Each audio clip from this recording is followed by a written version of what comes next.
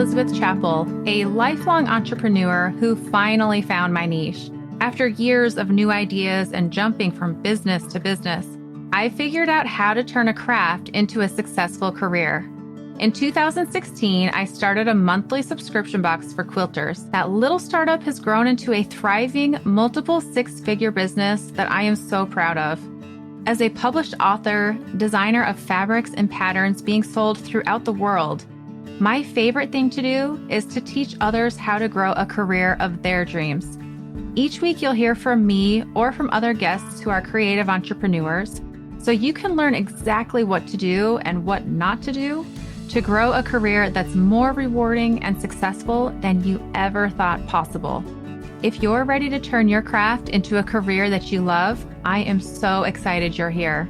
Welcome to the Craft to Career podcast.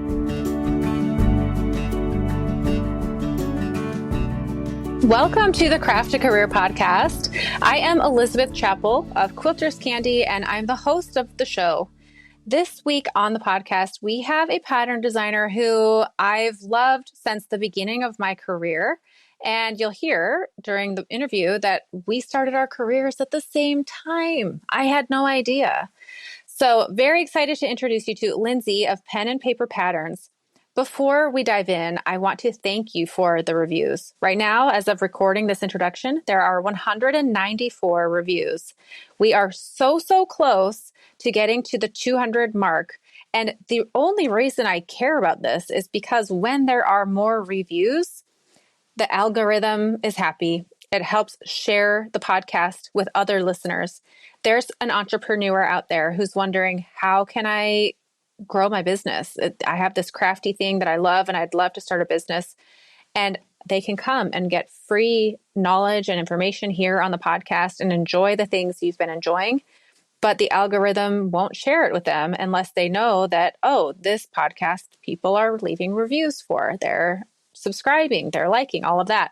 So if you want to pay it forward and you want to help an entrepreneur who is thinking of turning their craft into a career, please take just a second and leave a review for the Craft to Career podcast. Now let's dive in, and I'm excited to introduce you to Lindsey of Pen and Paper Patterns. Lindsey, thank you so much for being here on the podcast. Can you introduce who you are in the quilting community to the listeners? Hi. Yes. So I am the owner and pattern designer at Pen and Paper Patterns, and I have been doing that since about 2016. Okay, 2000. Did you know I actually bought one of your patterns? It's one of the first quilts that I ever made. It's a rain cloud with like raindrops. No way. Oh, yeah. That's so funny. I didn't know that. Well, I purchased it and you mailed me like the updated version, and I was so new to quilting. I'm like, that was really nice of her. Yeah, because I bet at the time I sold it on, I forget the name of the website, but you couldn't automatically send updates, pattern updates. So I had to manually, which thankfully at the time, it was like 2016. I didn't have a ton of customers at that time to send copies of the pattern to, but that's so funny. Yeah. I'm very impressed because can be a challenging quilt to make. It was, but it's kind of nice being a new quilter, having no clue the difference between beginning and all that. I'm just like, oh, this is just quilting. So I'm just going to figure it out, Yeah, true. Yeah. So, I would love to hear kind of the background of how you got into quilting. I did not know that's when I started my business. What a fun coinky. Oh, okay. Yeah, that is funny. I technically first got into quilting in 2003. I had a friend who knew someone that knew how to quilt, and she offered to give her and I lessons. So I only did maybe 2 or 3 lessons at this lady's house because I was also very pregnant. And I had a 2-year-old and a 1-year-old at home. So I did about 2 or 3 classes, and then I kind of waved the white flag and stop. But that's when I was first exposed to quilting, and I loved it. The little bit I did learn, I learned like piecing and block design, and basically I could make a quilt block is what I learned during those 3 lessons. But I love sewing. after I had gotten that little taste of it. Mm-hmm. But then it was in 2010 is when I officially learned how to make a quilt. I had gotten a job at a local scrapbook and fabric store. They had just started selling fabric when I started working there. It was kind of at the height of the modern quilt movement.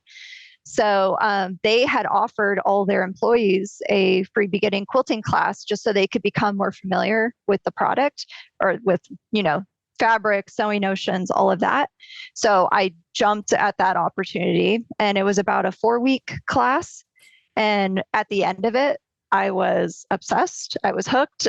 And I, from then on, was 24/7 making quilts, aprons, garments, bags, all kinds of stuff. So that's when I officially learned how to quilt. So you've done garment sewing too? Yeah. Actually, I did it a lot more at the beginning when I first started sewing, and I've only done it here or there over the last few years. But I love to make clothes as well.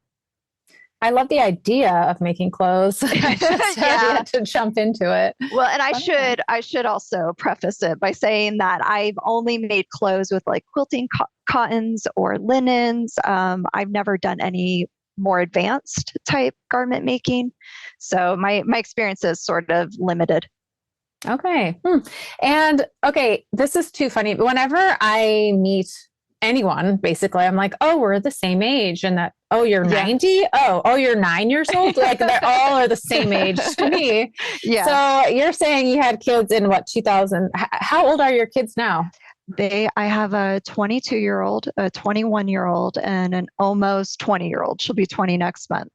So is this off topics? How old are you? I'm 42. How old are you? Yeah, I'm 41. So you just started before I did. Okay. Yes, I started very, very young. I was 18 when I had my oldest. Okay, which is funny now. My kids, well, my daughter, she's 16. She's like, I want to be a young mom. It's fun to have young parents. I'm like, well, not too young, sweetie. Not too young. Yes, not too young. And I was lucky, and it worked out.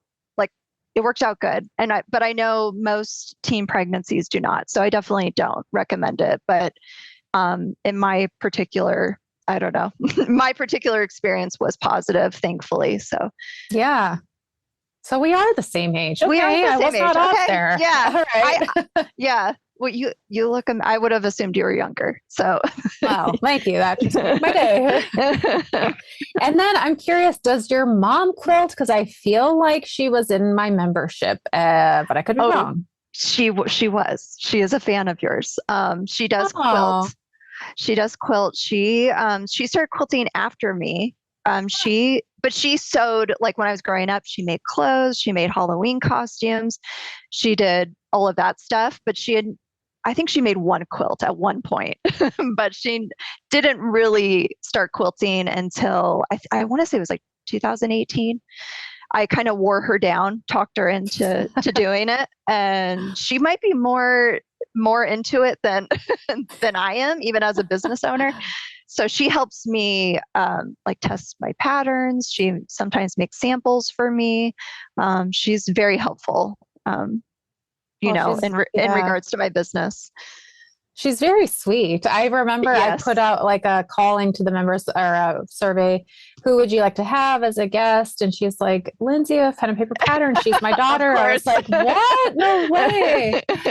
But she's just beyond that. She's just been she was a very sweet presence in the membership, and very sweet. Well, that's good. Yeah, she's my number one fan, and I don't know what I would do without her support and encouragement, just not with my business, but just in general. So that's very sweet. Yeah, I like that. And I'm her. I just assumed when I saw she was in the membership, I'm like, oh, Lindsey learned how to quilt from her mother. No.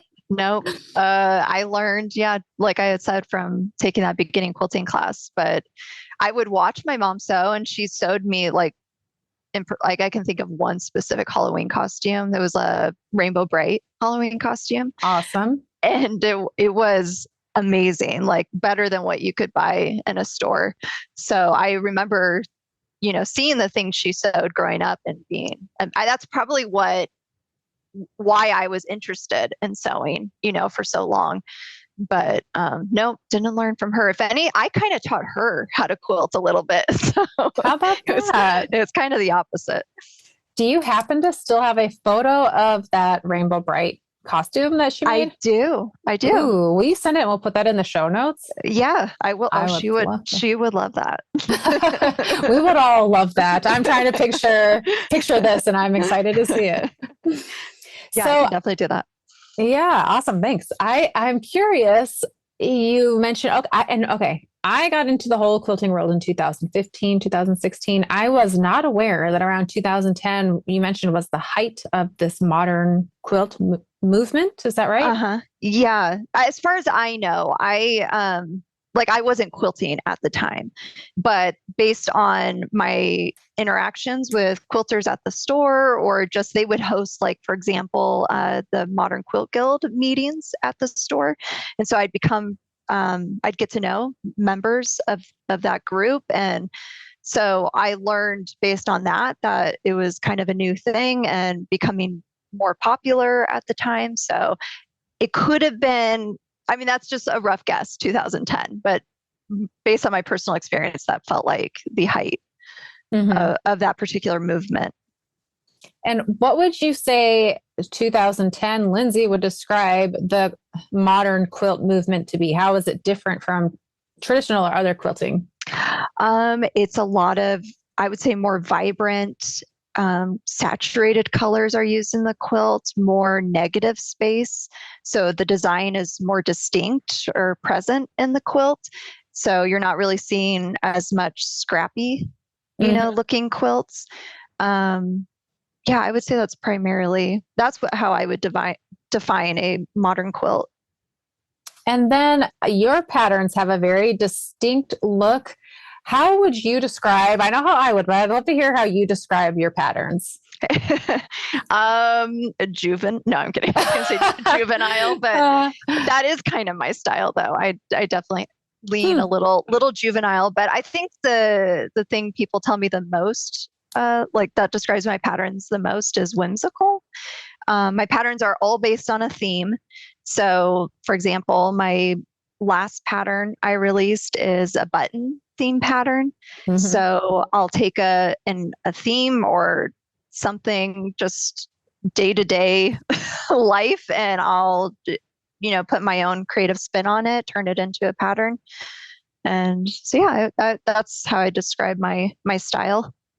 Okay, whimsical. I like that. And I mean juvenile, not in like a fetching way, but I hadn't put that together. I think it does. I love kids, and I've always like for example, I used to do like children's wall, like murals in children's rooms and stuff. I've always gravitated towards that more, I don't know, juvenile sort of style. So yeah. Very sweet. I don't know how to not be juvenile. Yeah.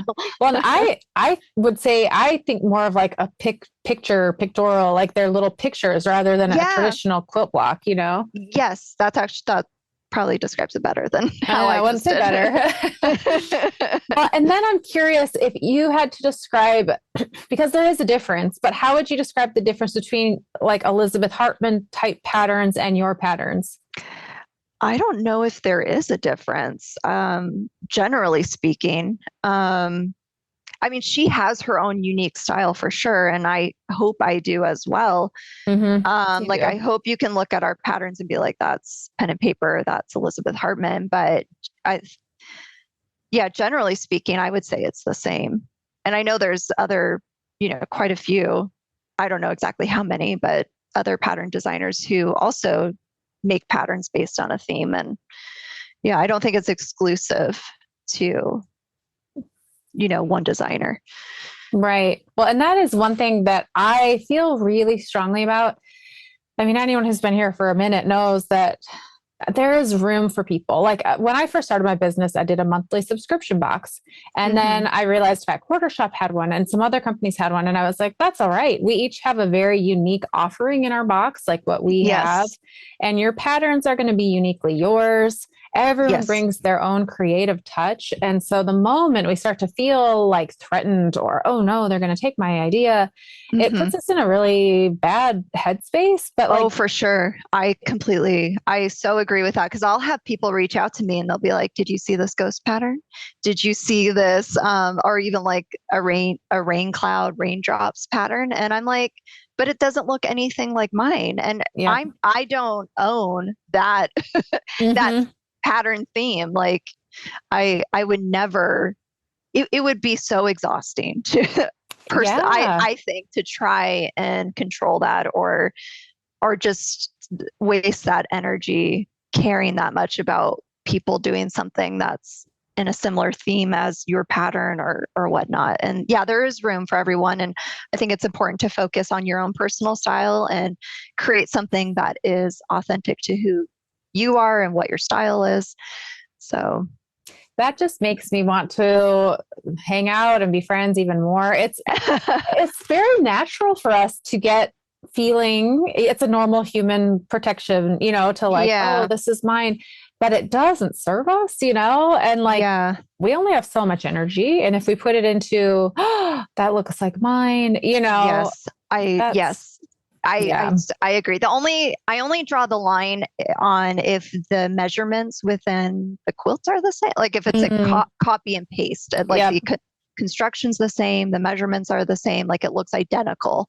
Yeah. Then Has that happened to you? yeah, it has. Ah, okay. So Yeah, there I are think lines. There are lines. As much as I say that, there have been a few things where I'm like, oh, that's a line, that I would. yeah, yeah. If it Yeah. looks identical to what I did, and if I, you know, if someone well, I don't know how I've been made aware by the dimensions of the block. I think I've just had followers reach out and be like, hey, I bought this pattern and it's exactly like yours, kind of thing. And then I will reach out to the pattern designer, and it's only happened a few times, but every time they've for the most part been cooperative and realized that that's not okay. Hmm. So but yeah, other than that, no, I do not waste time and energy Yep. caring about that.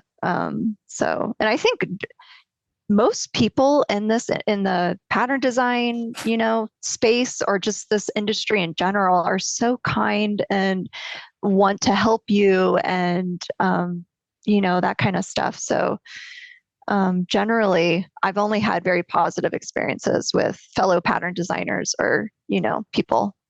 Yeah. I am thankful for that. And I feel like if you're in an area or I don't know, what am I trying, a surrounding that's not positive, that it's Mhm. okay. You could find there's many where it is positive. Yes. Oh yeah. Like, yeah, I definitely have experienced that as well. And yeah, you just decide Hmm.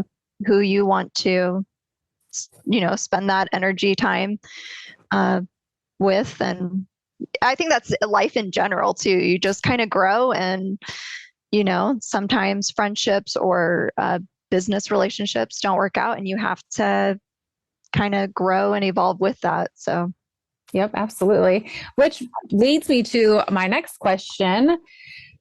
Well, this actually wasn't on the list, but I'm curious. Do you have a team? Do you have people that you hire?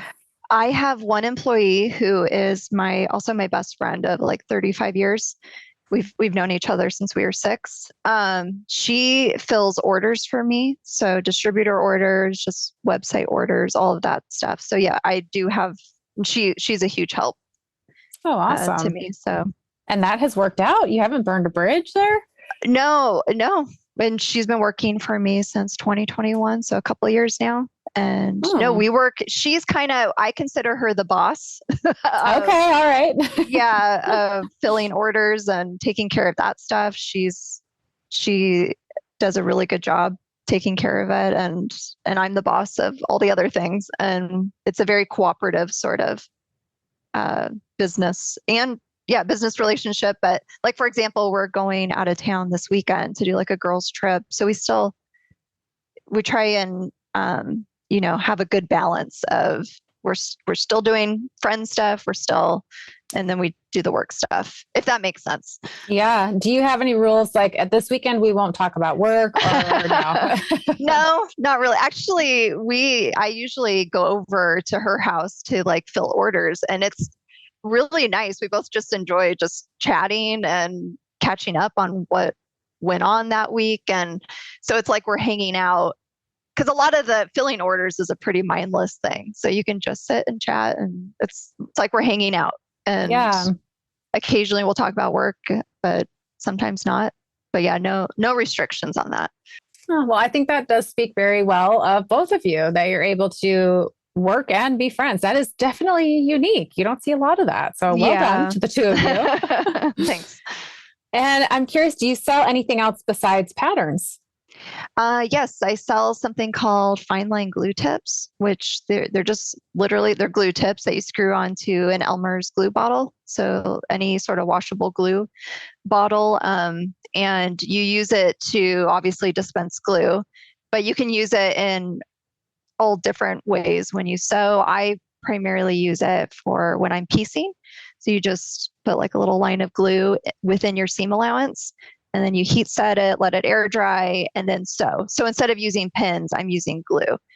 And that it just helps your fabric, your units, whatever you're sewing from shifting while you sew. So it keeps everything in place and really helps if you're really particular about how your seams look or seams lining up, which I am.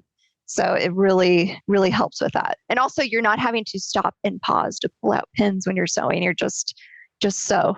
And that I also like that part of it. So is this mostly for curves or do you use this like every time that you're piecing? Almost every time I'm piecing. Wow. And there's a lot of people that are like, you don't need to glue base that. And I'm like, I know, but I would rather be, I don't know what the word I'm looking for, but I would rather do it anyways and avoid just even because those little tiny mistakes add up, especially in the type of quilts I make where there's a lot of seams in a block. Yeah. So I would rather just glue almost every seam and avoid, those mistakes or whatever you would call them adding up and then having a bigger problem at the end. So from start to finish, pretty much I am glue basting my seams. Interesting. All right. Well, maybe do you do like a video demo of how you use this? I have a few. I have linked to one on the listing on my website, but on my Instagram or Facebook, whatever, TikTok, I have videos that also share how to use them. Okay. Well, maybe we can get that link and put that in the show notes as well. I'm actually curious to check that out. Okay. Yeah, that'd be great. And then, you mentioned like TikTok and all these places. Where have you seen the most growth with your business? Oh, definitely Instagram. Definitely Okay. Instagram. Facebook, hardly anything. But at the same time, I'm really bad about kind of being present on there. Mm-hmm. So I'm trying to be better about that. TikTok is going okay. I'm new on there, so the growth isn't horrible, but I wouldn't say it's amazing either. But yeah, so definitely Instagram for sure. And then that leads me to this question: How are your sales? You do not need. I'm not looking for like I earn this much per year, but like, are you able to support your family with your pattern sales? I'm able to support myself.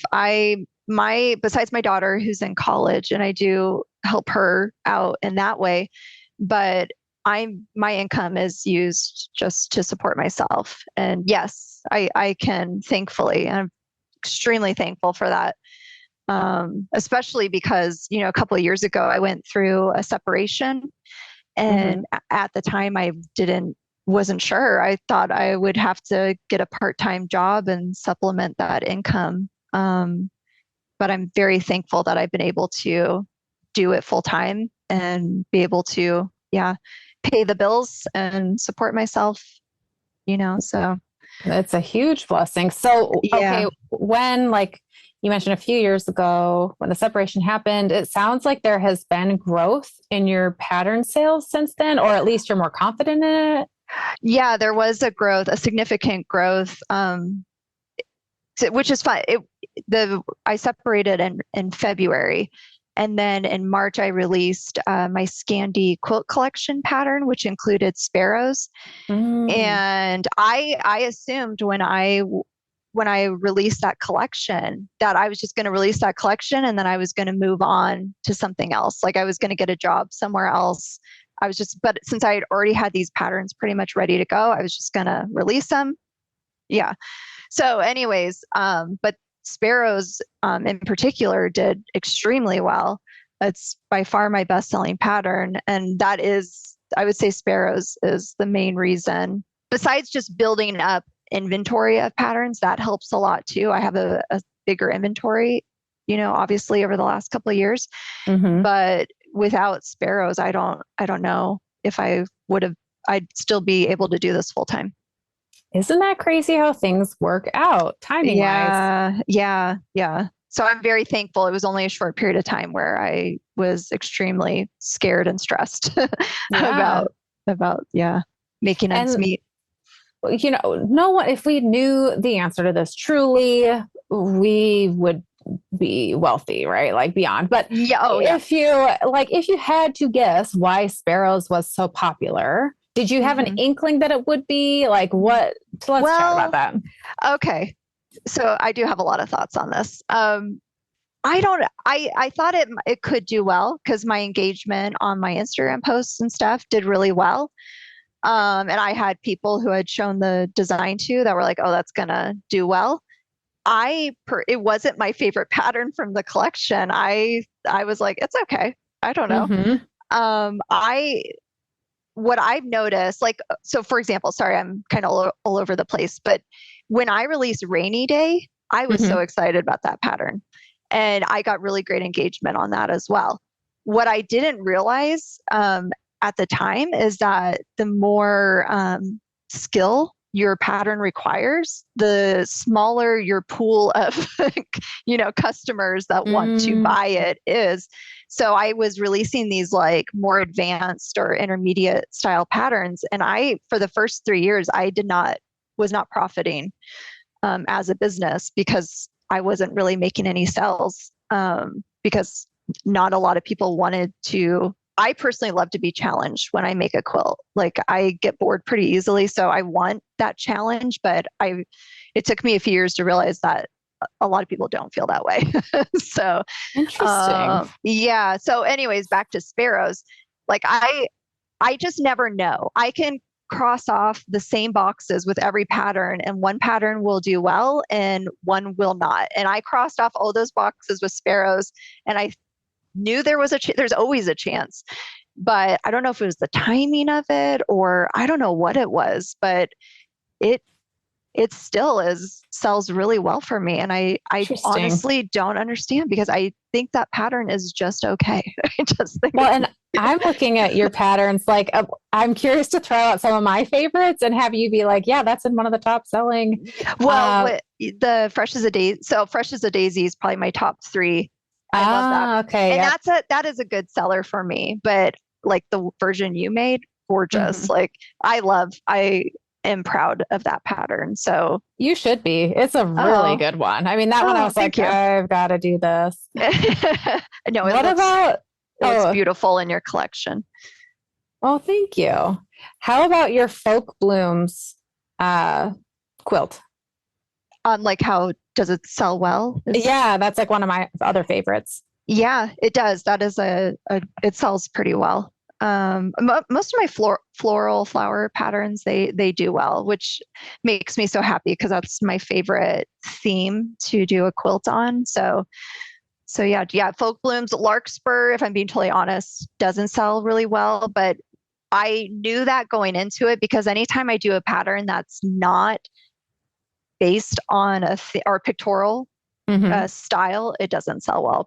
People like that, that's what they want to buy from me is the pictorial style. So, yeah. How about the book one? A lot of quilters love reading. I would think that would be popular. Yeah, that's another that sells really well for me too. Yeah, Book Nook does well too. And your button one, this is the typewriter one, right? Oh, and I love that pattern too, but that is a more advanced pattern to make. So that hasn't sold well. When I launched it, it did sell well. Like I sold spiral bound copies of it and those sold out so quickly, which was surprising to me. But overall sales, they just kind of trickle in for that pattern. But that's another one I'm really adorable. Oh, thank you. That's another one I'm really proud of because it was a beast to write too. Because it's 27 block patterns, and then there's 4 projects within the pattern as well. So, wow. Yeah. Looking at it, I'm like, you're right. Because all the letters of the alphabet and the flower and the typewriter. Yeah. And there's a heart block. Actually, there's probably more than, so. My goodness, that should be a book. It technically is. It's because I printed, the book, or I don't know what, 8.5 by 11 size. So, yeah. Well, I really like that one. So the sparrows, though, that's your bestseller, huh? It is. Not that I sound so surprised. No, it's okay. That is the best. That is by far my bestseller. Yeah. See, that's what, if we could figure out the science behind it, like I don't think this is how I feel about it. Again, I have a lot of thoughts on this. I think you can only do so much, but then there's factors that can override. I don't know. There's just so many different factors that I think determine what, makes a pattern do well or not. I do think the universal sort of themes, flowers, birds, I think those, because there's going to be less people who love ladybugs than love flowers and birds and stuff like that. So I think that helps for sure, but I don't think it is an exact science. Yeah. I mean, if it were, we'd all be doing really well. Yeah. Because I even attribute a lot of my success to just the timing. Like when I came into this industry and started selling patterns was at like I said, the height of the modern quilt movement. It wasn't super saturated with other pattern designers. There were distributors who were wanting to expand and sell more modern quilt patterns. So like Checker, for example, reached out to me, I want to say within 6 months. Oh, wow. So, yeah. Not that translated into like, a lot of sales at all, but it was really cool to, obviously be recognized in that way. But I think it was just right place, right time for me. Like, I think it would be a lot harder if I was trying to make it as a pattern designer, if I, did that right now or started right now. Yeah. Well, and you're good, because I bet there's a lot of other people who started at that time who haven't made it, but you've got a niche, which is really important, and you're good. And I'm truly passionate about what I do. Like I love what I do. There's nothing else I'd rather do. Even when I was like thinking I'd have to get another job, I'm like, I don't know what else am I good at or that I love this much. And there's really nothing. So, I do have another question to change topics, but beforehand, how is the snail one doing? Because that one's so cute. Oh, yeah. Actually, that sold really well for me for a long time. That was before sparrows. That was one of my best sellers. And mainly because sew-alongs or quilt-alongs was kind of a new thing when I released that pattern. And I don't know if you're familiar with Gnome Angel. Yeah. So she hosted a quilt along for that pattern, which was so nice of her. And that much of my success of that pattern was because of her promoting it during the quilt along, and so many people participated in it.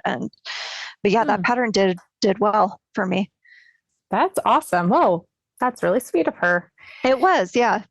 And then I'm curious, have you ever thought about designing fabric? I have at the beginning, because all throughout my life, I've been creative, artistic, all of that stuff. So I definitely was interested in it in the beginning. I don't know if that's maybe at some point that would be cool. I've never had a fabric manufacturer reach out about it. But if they did, I would definitely consider it. I don't know if I'd actually do it, but at the beginning, I wanted, that was something I wanted to do. Yeah, I'll be curious to see if you do. And as I'm looking through your feed, I feel like there's certain colors. I don't know. I feel like you've got a good look well, thank you. Success and all of that. But very cool. Thank you. Yeah. And I'm curious, what has been just the most fulfilling, your favorite part of what you do?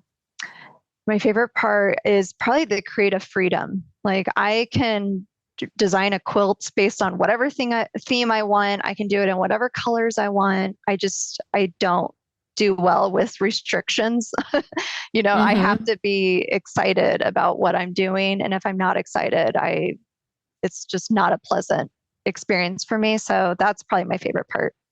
I love it. And I'm curious. So as I'm looking through your quilts and I'm hearing this creative freedom to choose the colors I want, usually I see that you use pretty bold, like the buttons really stand out and the Mm-hmm. flowers. There's one quilt that I'm seeing here. Oh, now if I can find it again, that has more muted colors. Do you, Yeah. do you find that you are just drawn to those colors that are a bit more bold? I go through phases of what colors or even, I don't know, sort of color schemes I gravitate towards. But I would say like at the beginning, I loved like rainbow colors, really bright, saturated colors. And then there was a period of time where I did like more muted color palettes. And then recently I'm gravitating back towards more colorful, saturated colors. So it goes in waves, it changes just based on what I'm into at the time. Hmm. See, and that's part of the thing you love about what you do is that you can do that. And Yes, if I was in a box and I only used certain colors because that's what I don't know. Like I know there's some people who have like brand sort of like that mhm. are brand friendly, like keep it consistent, but I really struggle if it doesn't feel authentic or genuine to who I am, then I just feel a little icky about it. So yeah, I just do whatever Yeah. I'm excited about. And I would say from my outside perspective, so for me, I tell when I'm coaching or teaching, like Hmm. have a niche, and sometimes that's your color. But Oh, you've okay. done Yeah. such well, but you've done such a good job with your look that you can use muted or bright. And now this is me, that's just my opinion, but I feel like Yeah. it's still recognizable if someone sees your stuff. They're not like, wait, this is a muted color. This cannot possibly be, you know? Yeah. No, that's actually a really good point. And it's probably, yeah, just my style of pattern is what makes it recognizable and not necessarily the colors that I'm using. I also think it's beneficial to use different color palettes as a pattern designer to, because if you only did muted colors and you have customers who love to use bright colors, they might not be able to see the potential of the pattern if you're only using one particular color palette. If you make the quilt in different colors, then you're going to get people, it'll attract, other people who are drawn to that particular color palette too, and be able to see it, in real life. That's so true. Because there sometimes I'll see a quilt done one way. I'm like, doesn't speak to me. And then someone else does it with different fabrics. I'm like, oh, I've got to make it. That's amazing. Yes, exactly. Yeah. Yeah, that's really cool. And so then along these lines, but kind of the opposite. So what's been maybe the hardest part of starting a creative career? Um, Probably, and this changes, from year to year, but I would say currently the hardest part is probably being consistent with social media Hmm. and creating content or just staying up to date on I don't know, what is most helpful for your business on social media. That's my least favorite part. I love the community I have on social media, in particular Instagram. It's really positive. Everyone is so supportive and so encouraging, and that has helped, especially over the last couple of years, has helped so much. And I love that. I think it's just the creating content part or Hmm. posting regularly when I just want to sew and I want to design. I do love to chat with, the people who comment and message me and stuff, but yeah, it might be the taking video and taking photos and, making time for that can be a struggle sometimes. Yes, yes, for sure. If there's anyone out there who's like, no, that's my favorite part. I love it. Just start a business, do people's social media. Like, Oh, true. Yes, that's what you should be doing. yes, please, for all of us who don't love it as much. Exactly. Yeah. And then I just also am curious as I'm looking through here, when you very first started, like I've mentioned, you've done such a good job of finding this pictorial, like childlike niche. Did it always start out that way? Did you come out like intending to do this, or it's just what you're drawn to? Is it intentional with your brand to like, no, I need to kind of do this type of a pattern? No, no, not intentional at all. Prior to designing quilt patterns, I was making and selling handmade imitations on Etsy. So, so for example, I'd have customers reach out and be like, hey, can you make birthday invitations that are monster themed? And so it wouldn't just be a rectangular, card that had monsters on it. I would make the invitation in the shape of a monster, and it would have three-dimensional elements to it. And the mouth opened up, and inside the monster, you could see its stomach and ribs and heart. And then there would be the pattern or party information in there. Like I made it interactive, and like I would take a theme and just kind of try and elevate it or make it feel, like an experience in a way. So I've always loved to take a theme or something I'm inspired by and just like keep the theme, but just make it feel whimsical and that kind of stuff. So I've always gravitated toward the style that I do for pattern design. So for anyone who's thinking of starting a creative business, what advice would you share with them? My number one advice would probably be build a website. I think that's pretty common now. Back when I started, I think if you were a crafty, creative person, you would start your business on Etsy or whatever. And so I did that for the longest time. And I had a friend basically be like, you really need to build a website. You need to do this. And I'm really glad I listened to her because I eventually did it. And that's where, I generate most of my sales on there. But if I had done it sooner, it would have been much easier to set up. I had already had like 30 products, I want to say, patterns at the time. So it just was a more involved process. I also would recommend getting your newsletter, like start, doing that as soon as possible. I think that's so helpful. Don't just rely on social media for your sales. So yeah, I think that's very important too. Preach that. It's so important. Well, and just on that topic again, I feel like I'm repeating myself, but it's worth repeating. So social media, it's fun, but like 7% of your audience sees your posts. Yeah. And with Gmail, I say Gmail, hello, with your email, it's way higher. And people are always like, oh, but no one checks their email or opens them. Well, it's higher. That's all I can say. Yeah, it is higher. It is higher. And I used to be one of those people because I don't open newsletters a ton, or emails. So I just assumed a lot of other people were like that, but no, that's not the case at all. And I feel like it's even less than 7% lately on Instagram. It's true. Getting engagement can be challenging, recently. Yeah, that good old algorithm. Gotta love it. I know. Yep. Well, that is great advice. So for our listeners who want to find you, where are the best places to find you? I'm Pen and Paper Patterns almost everywhere. Instagram, Facebook, TikTok. Yeah. So if you just search Pen and Paper Patterns, you'll find me. Awesome. And we'll have those links in the show notes if people want to see the cute costume that your mom made and the link to the glue top that you talked about. And let's put a link to the sparrows pattern. If you've got a photo and a link, we'll put that in there as well. Okay. Thank you so much. Yeah. Yeah. Thanks so much for being a guest on the podcast, Lindsey. It was great having you. Yeah. Thanks for having me. Lindsey, thank you so much for being a guest here on the podcast. It was really cool hearing about the start of our careers and just kind of, as we are the same age, going through the different checkpoints of our lives and how you've grown and evolved as a person and as a business owner.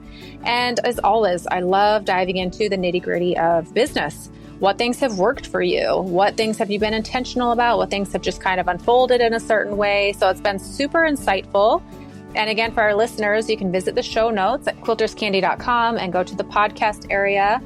So Lindsey, thank you for being here. Join me next Friday here on the Craft to Career podcast. Each Friday, there is a brand new episode to help you learn how to turn your craft into a successful career.